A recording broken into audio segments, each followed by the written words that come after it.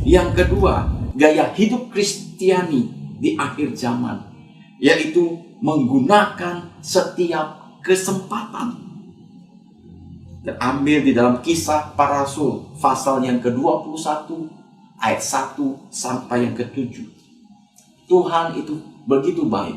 Ia memberi kepada kita dari kalangan apapun, tua muda, laki-laki, perempuan, kaya miskin, apapun negara kita, dengan waktu yang sama, yaitu 24 jam. Tetapi ketika kita bertanya, apakah setiap orang telah memanfaatkan waktu itu dengan baik? Maka jawabannya belum tentu. Tetapi kalau kita membaca di dalam perikop ini, bahwa Paulus adalah seorang yang menghargai kesempatan, dan ia memakai itu untuk melakukan hal-hal yang bermanfaat bagi kerajaan Allah. Ketika Paulus berpisah dengan orang-orang percaya yang ada di Efesus, maka Paulus tidak berleha-leha. Dia langsung melakukan perjalanan yang Allah telah tetapkan, rencanakan bagi hidupnya. Mari kita melihat di ayat 1 sampai yang ke-7. Saya baca secara cepat saja. Sesudah perpisahan yang berat itu, bertolaklah kami dan langsung berlayar menuju Kos. Ayat yang kedua, di Patra kami mendapat kapal dan hendak menyeberang ke Fenisia.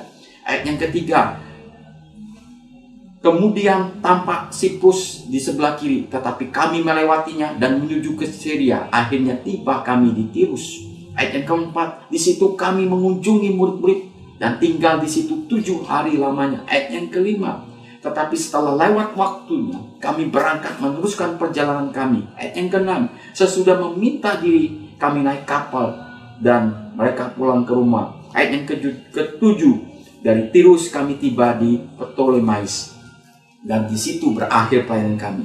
Jadi kalau kita perhatikan baik-baik dari ayat 1 sampai 7 tadi, maka kita dapat melihat satu dinamika, satu efektivitas penggunaan kesempatan waktu yang Tuhan berikan kepada Paulus untuk melakukan satu tugas yang Tuhan berikan. Dimana kalau saat ini kita telah membaca Paulus singgah dari kapal yang ia tumpangi. Ketika ia berlabuh, ia mengunjungi jemaat Tuhan, ia melayani, ia bersekutu dengan saudara-saudara seiman di sana. Jadi jelas bagi kita bahwa Paulus tidak menyia-nyiakan waktu sebagai kesempatan yang berharga yang telah Tuhan berikan bagi dia, yaitu untuk menyatakan kasih, perhatian, dan kepedulian terhadap jemaat Tuhan.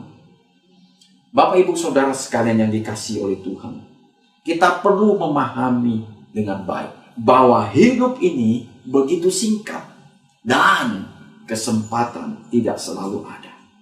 Dengan memahami bahwa hidup ini adalah sebuah kesempatan, maka saya berharap bahwa kita semua saat ini memandang, melihat pandemik COVID-19 ini tidak semata-mata sesuatu yang menakutkan, tetapi mari kita melihat dari sisi yang lain bahwa COVID-19 ini merupakan satu kesempatan bagi kita, bagi gereja Tuhan. Untuk apa? Untuk menyatakan kasih, untuk menyatakan kuasa Tuhan. Kepada siapa? Kepada mereka yang membutuhkan. Mungkin itu anggota keluarga kita, mungkin teman kerja kita, mungkin orang tua kita, mungkin itu tetangga kita, bahkan mungkin diri kita sendiri. Bagaimana caranya kita dapat melakukan itu? Kita bisa berdoa, kita bisa memberikan senyum, kita bisa memberikan kata-kata yang membangun, kita bisa memberi kata-kata yang positif, kita bisa menanyakan bagaimana kabarnya, kita bisa memberi telinga kita untuk mendengar keluhan mereka, atau kita mengirim makanan.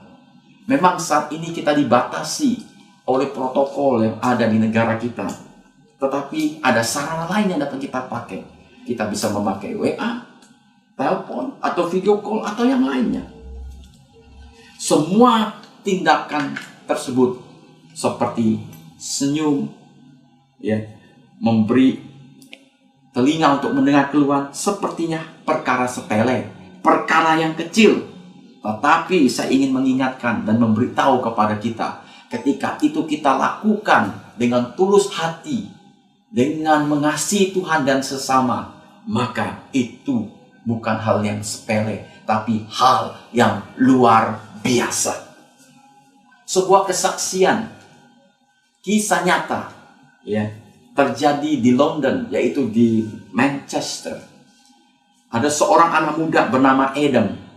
Dia senang berolahraga, berlari dan naik sepeda sambil mengambil foto. Sekali waktu ketika dia di dalam kesempatan berlari dan bernaik sepeda, dan dia melihat ada seorang yang terbaring di tengah jalan Manchester yang ramai tersebut di London. Dan ia coba untuk mendekatinya. Dan ketika ia hampir mendekatinya, ada dua orang telah mendahulunya. Dan ternyata orang yang baring di tengah jalan tersebut ada seorang wanita. Dia ingin bunuh diri dan dia sudah pingsan 2 menit. Akhirnya Adam membawa orang tersebut ke sisi jalan, dan Adam memberi senyum, mendengarkan keluhannya. Ia memberi senyum dan mendengarkan senyumnya. Apa yang terjadi? Senyum Adam dan telinga yang dia beri, akhirnya wanita tersebut membatalkan niat untuk bunuh diri karena ia sangat stres di tempat pekerjaannya. Senyumnya telah menyelamatkan seorang dari mau bunuh diri. Ada Alkitab juga mencatat suatu peristiwa yang kecil, yang sepele, yang tidak ada artinya, tetapi ketika itu diserahkan kepada Tuhan, itu menjadi luar biasa. Kita semua pernah mendengar, tentu tahu cerita tentang Yesus memberi makan 5.000 orang.